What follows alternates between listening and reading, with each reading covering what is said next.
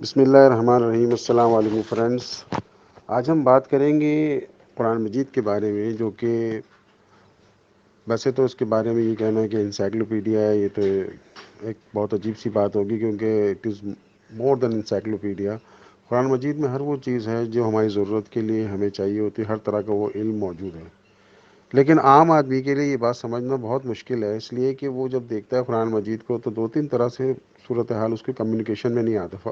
پہلی چیز تو یہ ہوتی ہے کہ ایک لینگویج، کیونکہ ظاہر ہے کوئی بھی کتاب پڑھنی ہے، سمجھنی ہے، اس کی لینگویج کو اس کو سمجھنا پڑتا ہے۔ لیکن اب کیونکہ بہرحال بہت فیسلٹیز ہیں، کچھ ایسے سافٹ ویئرز بھی ہیں جو ٹرانسلیشنز بھی کر دیتے ہیں اردو میں یا کسی بھی لینگویج میں، ہم جو ہماری اوریجنل مدر ٹنگ ہے اس کے اندر، ہم مادری زبان ہے اس میں ہم اس کو ٹرانسلیشن بھی پڑھ سکتے ہیں سمجھنے کے لیے۔ اور دوسری چیز ہے کہ اس کے بارے میں ربط حاصل کرنا ہے، یعنی کہ جس چیز کے بارے میں، ایک تو چلو لینگویج تو ایک یہ ہے کہ اس کو سمجھنے کے لیے، لیکن اس کے بعد پھر کیا ہوتا ہے کہ جو سبجیکٹ کی بات ہو رہی ہے اس سبجیکٹ کے بارے میں ہمیں اس سبجیکٹ کے حساب سے جو ہم ڈھونڈنا چاہ رہے ہیں، تلاش کرنا چاہ رہے ہیں قرآن میں، اس کی سرچ کرنی پڑتی ہے۔ یہ بھی سرچ انجنس کی طرح بیہیو کرتے ہیں، جیسے نے بتایا کہ اسلام 360 ہے، اس کے اندر آپ ٹاپک ڈال کے بھی آیت تلاش کر سکتے ہیں۔ تو اب سمجھنا ویسے بہت آسان ہے، ویسے تو قرآن کو جہاں سے بھی اٹھا لیں وہاں سے ایک علم کا خزانہ نکل آتا ہے باہر۔ یہ بات ہے کہ ہمیں اس کو سمجھنے کے لیے ہمیں اس کے ساتھ ایک پراپر کمیونیکیشن ڈیولپ کرنا پڑے گا تاکہ ہم اس کو سمجھ سکیں، اور کوشش کرنی پڑے گی۔ سب سے پہلے کوشش کرنی پڑے گی، خود بخود راستے اللہ کے حکم سے کھلتے چلے جائیں گے۔ لیکن آج کیونکہ جمعے کا دن ہے اور مسلمان خاص طور پہ جمعے کے دن سورہ کہف بڑی پابندی سے پڑھتے ہیں، تو سورہ کہف ایک ایسی صورت ہے جو کہ پھر ایک بہت بڑا علم کا خزانہ ہے۔ اس میں مختلف طرح کے 3-4 چیزیں، یعنی بہت ساری چیزیں اس کے اندر آپ پڑھیں گے تو بنیادی طور پہ تو آپ کو ایسا لگے گا کہ کوئی کہانی سنائی جا رہی ہے، لیکن اس کے پیچھے بہت ساری نالج، ایک سمجھنے کے طریقہ کار، ایک پروسیجر ہمارے لیے بتایا گیا کہ کیسے چلنا ہے ہمیں زندگی۔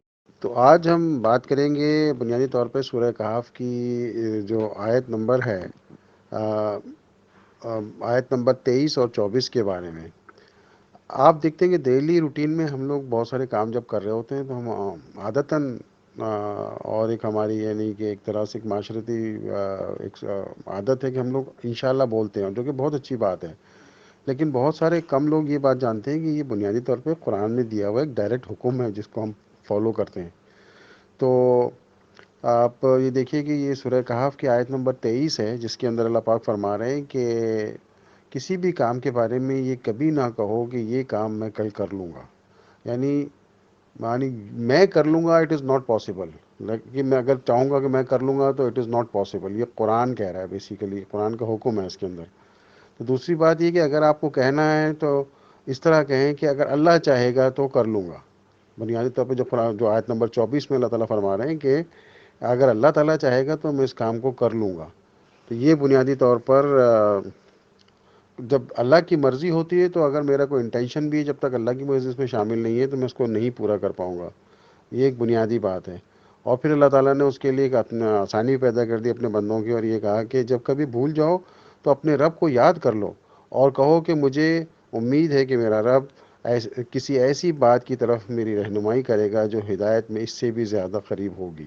یعنی اگر آپ بھول جائیں کوئی کام کرنا اور کہیں کہ بھئی اس بات پہ کہ بھول جائیں انشاءاللہ کہنا، تو آپ پھر اللہ تعالیٰ سے یہ لفظ عطا کر سکتے ہیں جو کہ اس آیت میں بیان کیے گئے ہیں۔ تو یہ ایک بڑی بنیادی سی بات ہے کہ ہمارے اختیار میں دنیا کا کوئی بھی کام کرنا نہیں ہے جب تک اس میں اللہ تعالیٰ کی مرضی شامل نہ ہو۔ اور یہ ایک بنیادی حکم ہے جو قرآن کی طرف سے ہمیں ڈائریکٹلی دیا گیا ہے اور واضح الفاظ میں دیا گیا ہے، اور ہمیں اسی طرح یہ بات کرنی ہے۔ تو انشاءاللہ پھر اگلے لیکچر میں ہم مزید سورہ کہف کی بہت چھوٹی چھوٹی جو باتیں ہیں جو کہ بڑی بڑی کام کی باتیں ہیں اس کے بارے میں بات کریں گے انشاءاللہ۔ السلام علیکم ورحمۃ اللہ وبرکاتہ۔